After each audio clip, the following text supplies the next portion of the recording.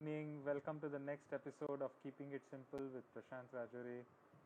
It's been a long day, it's been a wonderful day, and as we see, the sessions are becoming more and more popular. The viewership is increasing every week. Last week we had more than 180 views, which is a record in itself, and it's all because of the patronage and interest you have shown in these sessions. Dhruv will be here any moment with the new set of questions, and hope you enjoy today's session. And if you have any questions you would like to write down or ask or know, you can put it in the comment section and Dhruv will take it up. The beauty about these sessions is Dhruv collects these questions over the week, and I don't know what the questions are. So it's just that he asks them, very impromptu answers I give. They're not prepared, they're not rehearsed, and it's wonderful to have questions like this. So I'm just waiting for Dhruv. Any moment he will be joining us, and the moment I get his invitation, I will, yeah. So the invitation has come. Just accepting his invitation. Any moment now, Dhruv will be here, and we will start the session for this week of Keeping It Simple. Jai. Yes. Jai Gurudev Dhruv. How are you? I'm good, Bhaiya. How are you? I am very good, very good. Great. So nice. So would you like to have some starting comments, or how would Yes, you like Bhaiya, to start? I just want to say this Sunday time is much, much better for a lot of people. But and that it's not week. Yeah. So this week I'm on a makeshift venue. So Okay. next week we will hopefully have a old venue back with better lighting and better everything. So Okay. let's start. Yes, Bhaiya. Bhaiya, the first question this week is, I don't feel that I'm enough or I do enough. It makes me feel low at times. Why is it so? What to do? What do I do about it? Yeah, everyone, Gurudev says, person who really puts in his work, puts in his hours, attempts, and if he's really working hard, he will never feel that he has done enough. So if you feel that you're not doing enough, that means you're in the right place. A person who hardly does anything, he keeps on saying, I'm doing so much and I'm not getting any rewards for the effort I'm doing. So the what do you say, the mental state is different for a person who's doing lots and for a person who's not doing lots. So the person who is not doing lots, he always feels that I have done so much and I'm not getting due recognition. But when a person really puts in those hard work, that effort, then he occasionally gets into the feeling that I'm not doing enough. So in that sense, yeah, you are in the right place. That is what I would tell. Okay. Next question is, what is mind and what is consciousness? Yeah, the most simple and easiest answer which Gurudev has given is mind is like the wave and consciousness is like the ocean. So Gurudev once he also made this comment that the wave cannot exist without the ocean, but ocean can theoretically possibly be without a wave, isn't it? So mind requires consciousness for its existence, but consciousness need not have a mind for its existence. So now with that corollary, with that thing, you can delve and see what it means.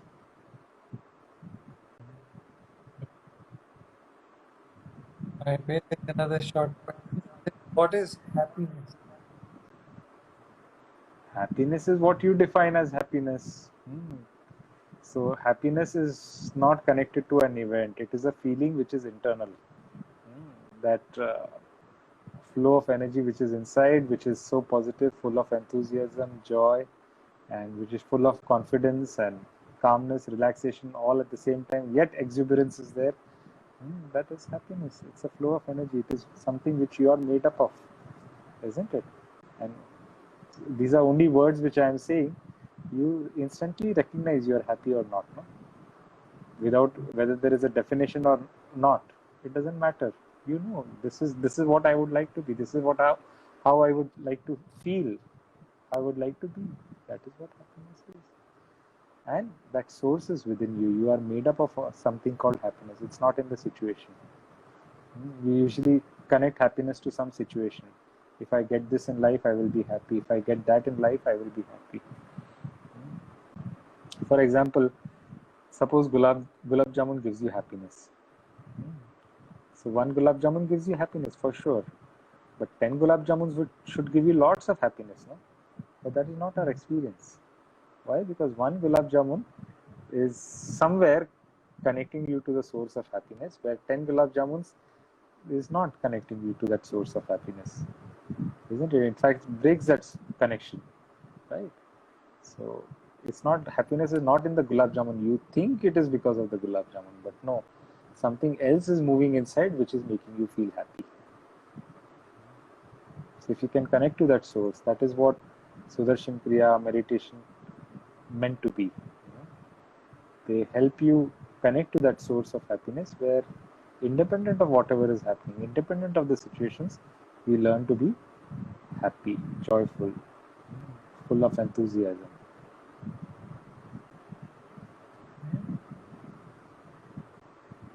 The next question is, if everything is happening through grace, why do we need to meditate? So that grace can come, no? See, rain falls.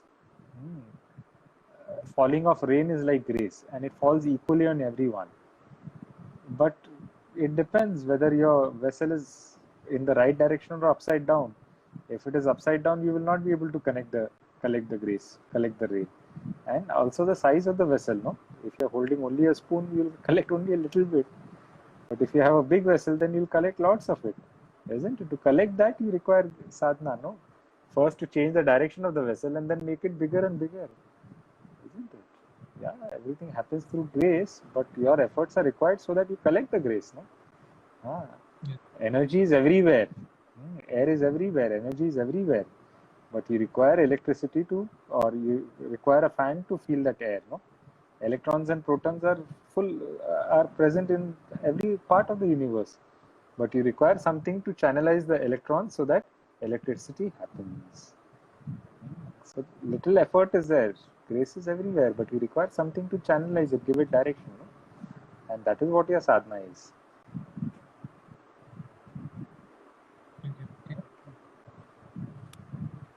Next question is, how can family get rid of everyday quarrels during lunch hour? All quarrels at our home start while having lunch. Please advise, how can a joint family like us avoid quarrels? Yeah, see, when people get together, that is the time quarrels are going to happen. And quarrels happen because there is some stress inside. So you can give many, many solutions outside, but if a mind is stressed, you cannot stop him from speaking out. And then somebody says something and somebody back answers, and all that quarrel starts, isn't it? So that is why you doing Sudarshan Kriya is not enough. Making others do Sudarshan Kriya, meditation, and, okay, if you don't want to quarrel during food time, some other time.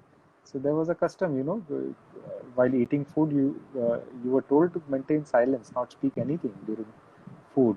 Maybe that was the reason why quarrels, because quarrels would happen, people gave that advice. But there is another thing, so that you put your attention on food also.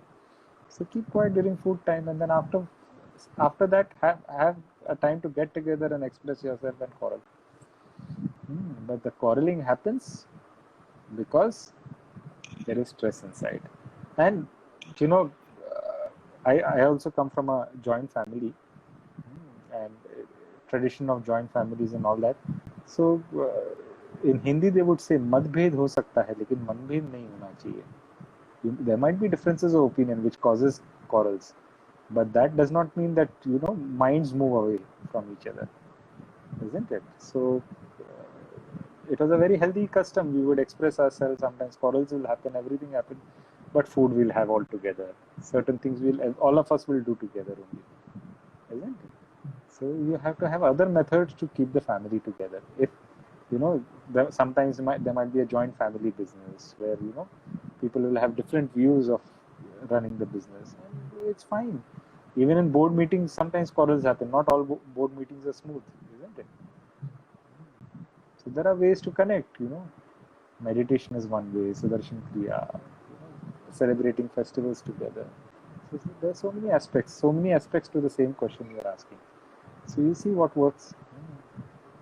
Best is make them do Sudarshan Kriya Pranayam. Mind will calm down. They will know when to express and when not to express. Okay.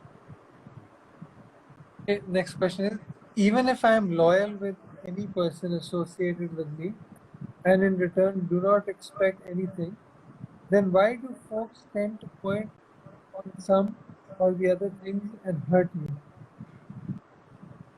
See, they are being themselves. You are being yourself. You don't want to hurt others. That's fine. They are being themselves, and in the process of being themselves, they hurt you. And in the same way, many times you don't recognize. In the process of you being you, you are hurting others. It's a natural happening.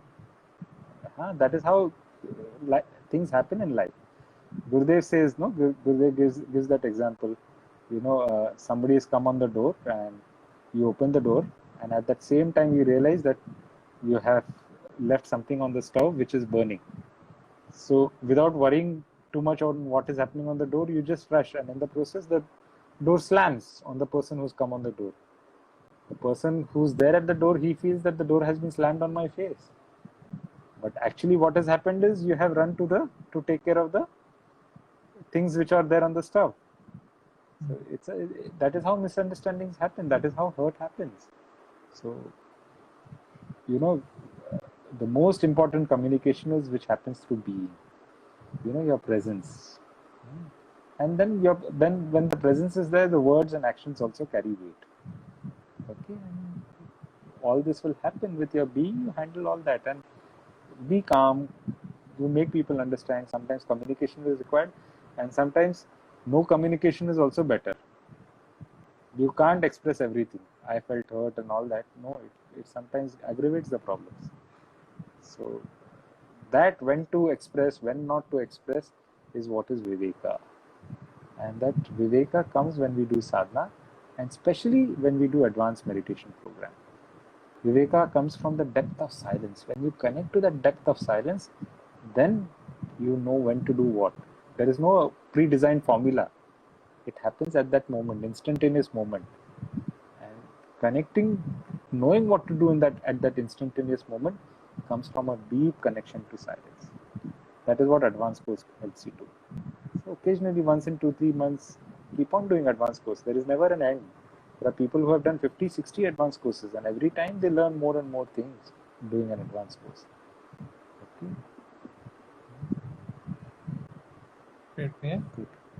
The next question is it likely that a devotee can let down his or her guru, or is it just part of a bigger plan which will end very well for everyone? Yeah, if a guru feels let down by his devotee, then I think, this is my assessment. I might be wrong also, but then he cannot be a guru, no. A guru is there to teach.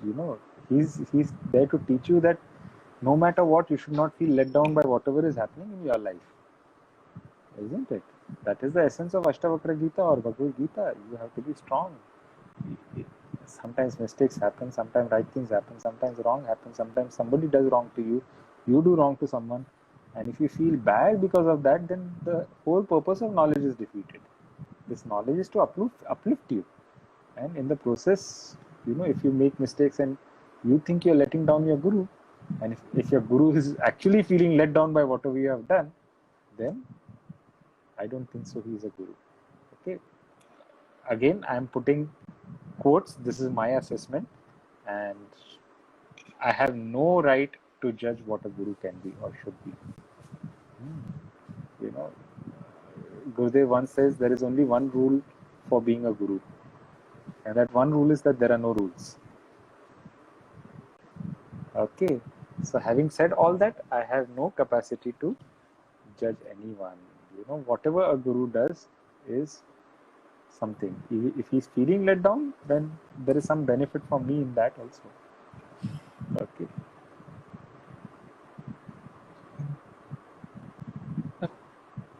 Next question is, whenever I visit temples or holy places, I always find tears flowing out of my eyes. This is happening all along from my childhood till date. Please tell me why this happens. While crying, I feel grateful for everything I have in my life. Yeah, so you have already expressed yourself. No, you're feeling gratitude. That is why you're crying. So what more I have to say? And if you think that is not the answer, and since childhood till now you have not deciphered why your tears come, then how can I decipher it for you? Isn't it? I don't know what thoughts you are going through. I don't know what feelings you're going through. I don't know what happens. And many times tears just come.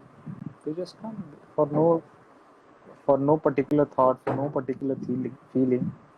Why it comes, you should know. And if you don't know, I can't know. And I can't give any ideas why you get it. Okay. Okay. How to lead a life with a partner not trustful and has a big ego. What he thinks is right, disrespects towards the wife with negative talks always by seeing mistakes in others, not able to motivate him or bring him to the path. There is a very vital vitamin which is not a food nutrient but a nutrient for the mind. It is called vitamin P. Vitamin P means what? Vitamin praise. Okay, so if you keep on finding fault with your husband, your spouse, then he will start behaving the way you say he is. But if you start praising, you're such an amazing person, you're so caring, you're so sensitive, and I'm telling you, your words have that much power that it will change. Even if he is not those things, over a period of time, just to live up to your praise, he will start becoming like that. So your words have this. So if you say, my husband is good for nothing, he's self-centered, he's not caring, he cannot motivate himself, then you are sowing the seeds of all those things in his mind. And if you say he's amazing, he's so full of confidence, he's so wonderful, and praise him in front, not he behind. Sometimes in front also some praise is required. And if you can do all that, then you will see. It takes time. It will not happen overnight, but over a period of time, your husband will respond to that. Why? Because everyone likes to be praised. Everyone likes to hear good things about themselves. And after some time, to live up to those good things people are talking about them, they start behaving like that. Okay. So last question. Sure. Okay, I'll take this one. It says, nowadays many people on the spiritual path are vegetarian. It is very difficult to convert non-vegetarians to vegetarian.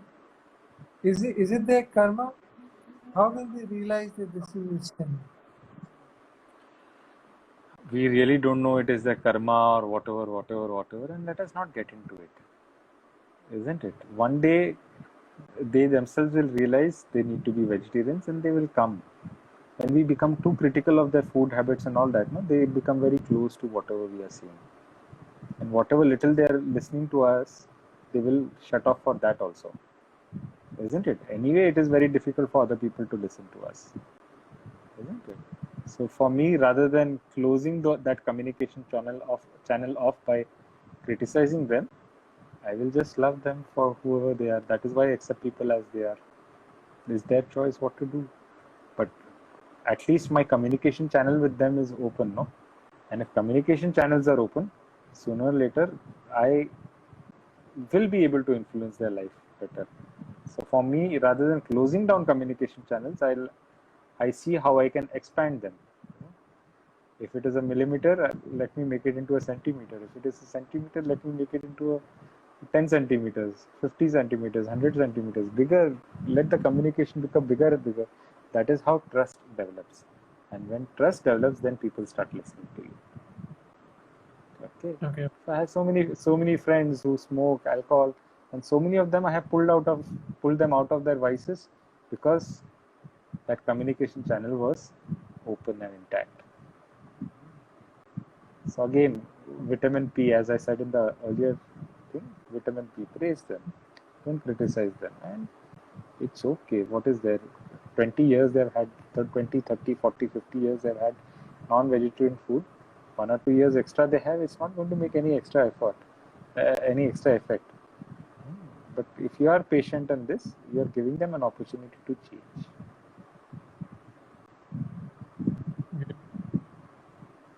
Okay. There's one question I'll take you next time. I'll just save it. And okay. Do you want me to take it or?